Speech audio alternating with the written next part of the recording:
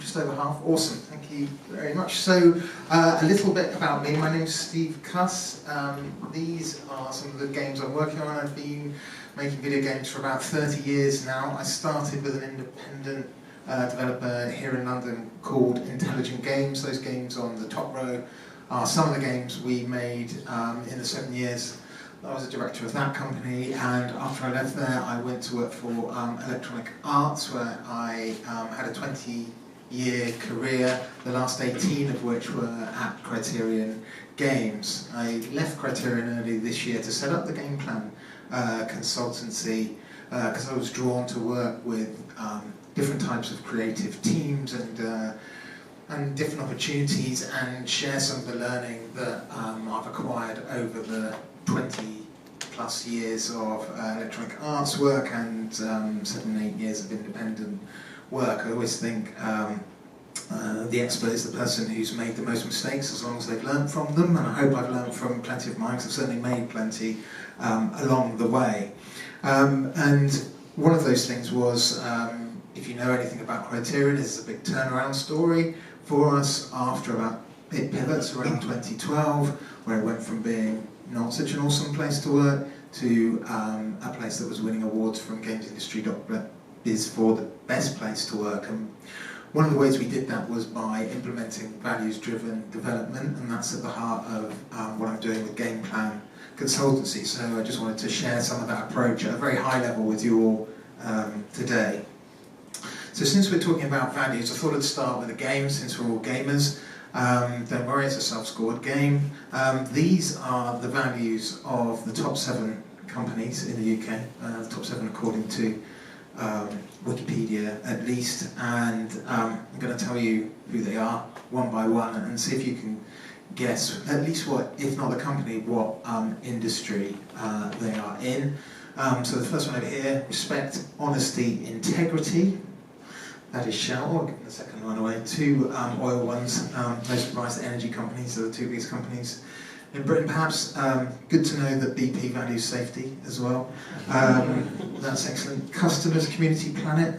Any guesses what that is? Every little helps. It's Tesco. This one's interesting in the way it's framed. We value difference, we succeed together, we take responsibility, we get it done. Any guesses? It's a bank. It's not Barclays, I'm afraid. It's HSBC. Interesting. This is John Flynn, the CEO there, and he made a huge priority of a people-driven culture there, I know, before he was ousted. Care, community, commitment, confidence, insurance. Care again, which is interesting. Courage and curiosity. That's a mining company I must admit I've never heard of, called Rio Tinto. So I thought it was interesting. All these are big companies, they have values. You can't necessarily distinguish the industry they're in by their values. They all have ways of translating those values into their business. So from those values they'll go on into ways that they will tell you that their business is driven by those values, and I'm sure they are to different cases for each of those companies. But what do I mean by values driven development within a games company? Well, an academic view will tell you that values drive attitudes, attitudes drives behaviour, behaviour drives culture, culture drives values, and I certainly do think they are all interconnected, but I don't advocate that approach. My approach, and the approach I'm advocating via GamePlan, is that we put your values right at the heart of how you run your game development studio, and they then decide and drive your culture, they drive your process, and they also drive your budget, or your budgeting process. And I'll talk a little bit about all of those 3 things through the rest of this talk. The most important thing for establishing values, I think, is the behaviour of the leaders. The most likely to influence any change within an organisation is the behaviour of the leaders.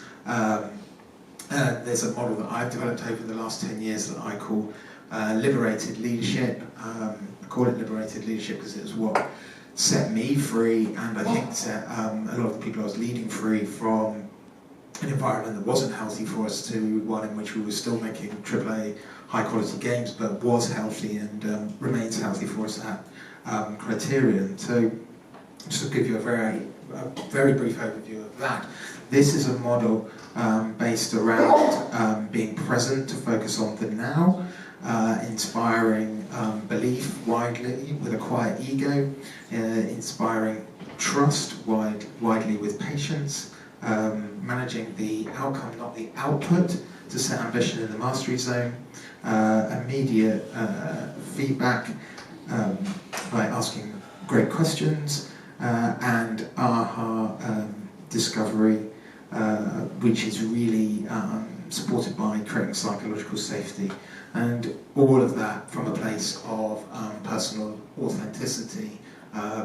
As Oscar Wilde said, be yourself because everyone else is taken, so you may as well be yourself. And that was really important, because I think trying to be someone else at work will take up all of your energy, and you want to use that energy on making awesome video games.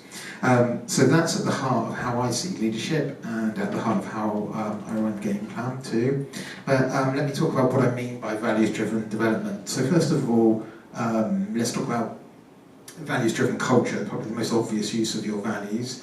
And typically, we'll see companies, and your companies have some sort of purpose that gets translated into or drives some values, and you might see that those are broken down into principal behaviours, and all those 7 companies that I talked about have those values broken down into what it means for their business, how they expect their employees to behave, and how they want them to interact with their customers, in particular, in our case, with our players. I think there's something that you need to go further than that I would call observable behaviours, or things that we can see every day in a practical sense, and can be coached upon by individual managers.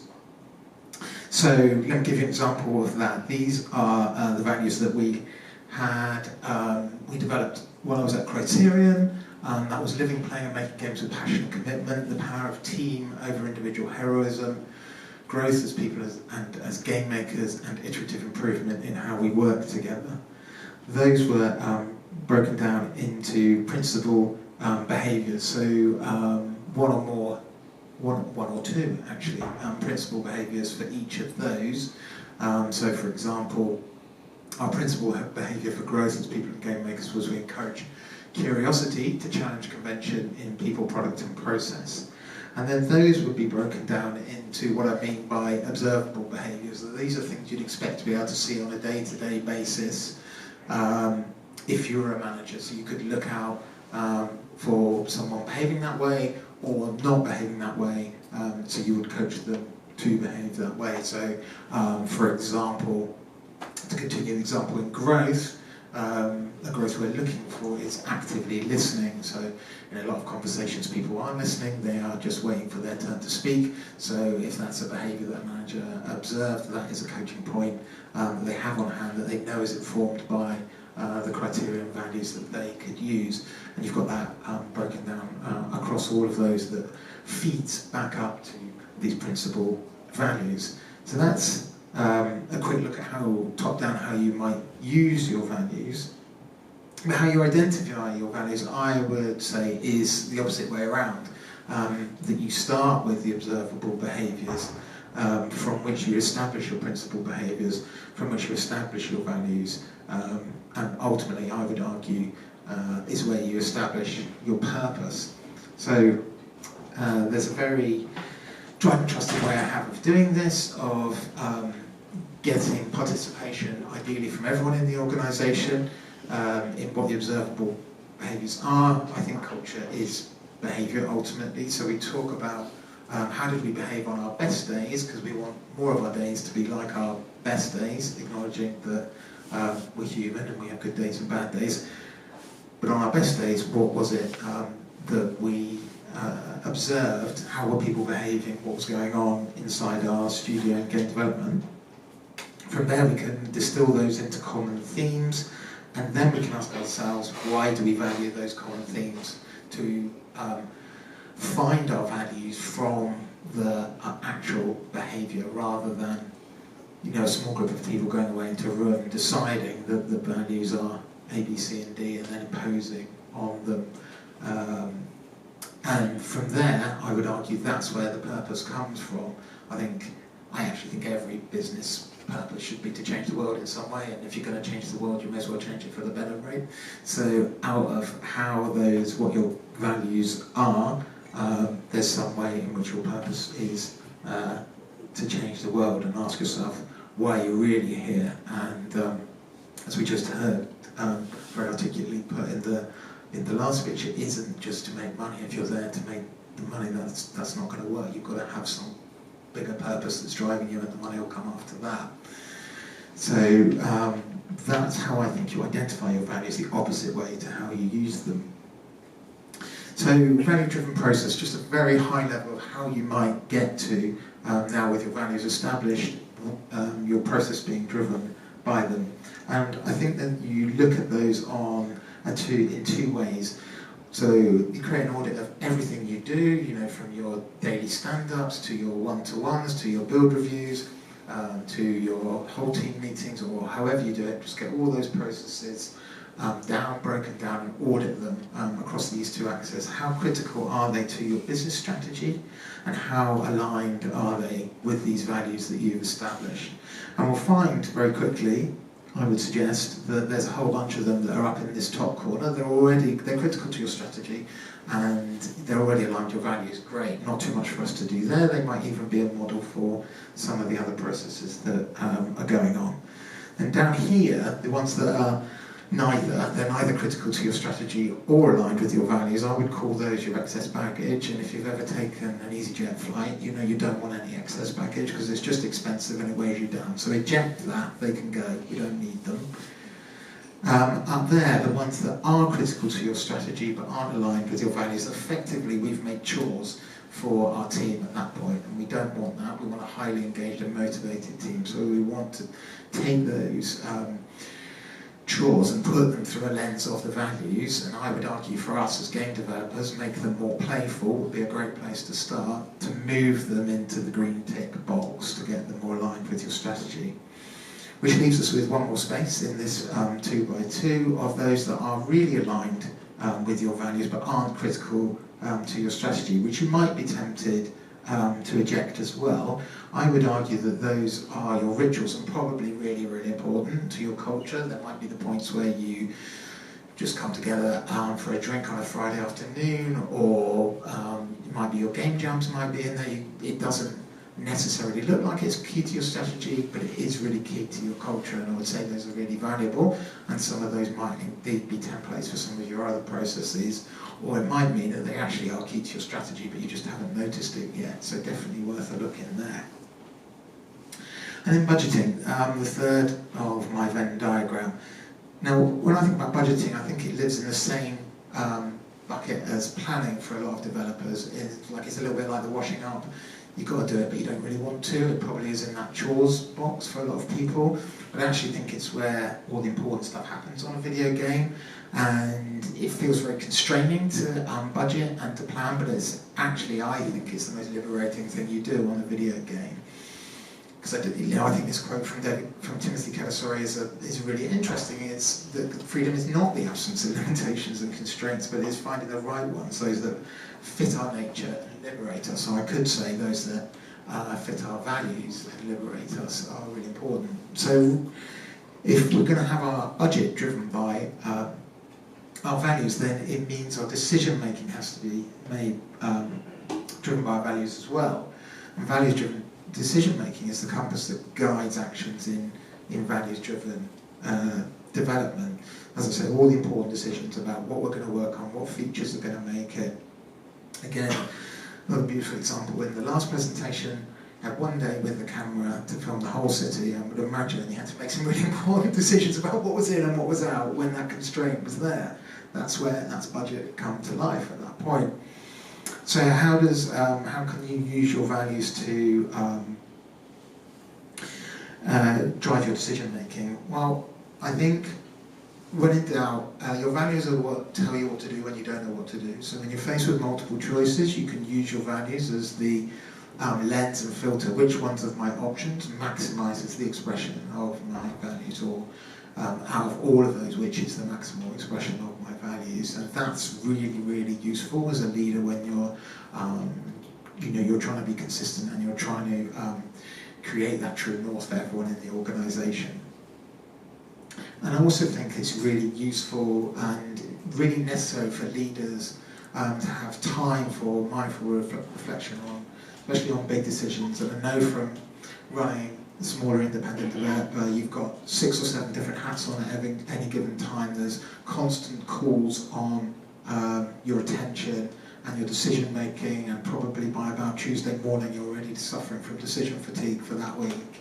So a little bit of mindful reflection is really important, and again your values can be super helpful for you there to say, are the decisions I'm making, am I even prioritising the right decisions I'm making, are they the right ones, and am I still making those decisions consistent with the values that we've established for this organisation and this game studio that I'm leading. And finally, I think inclusivity in its widest sense is really, really important here. The process I briefly outlined for establishing values involves everyone, ideally, in that organisation, or if not, you can certainly, if you're a really big organisation, if you're sort of 150, 200, you can group that up into smaller groups of sort of 35 to get to the ultimate distillation of the list. But it also includes the participation is really, really important, and if people can see that they participate in the creation of your shared values, there's much more likely to be an engagement in the longer term on what the company's doing, and the company's more likely to reflect the talent within it, which I think is really important. So just to summarise, I think there's 3 major benefits, or 3 headline benefits, I think, from values-driven development. Improved decision making, because there's a lens of the values for the leaders and everyone in the organisation for the decisions they're making, and it minimises the decisions made on instinct and emotion in the moment if you've got that lens, particularly if you take the time for that mindful reflection that I talked about.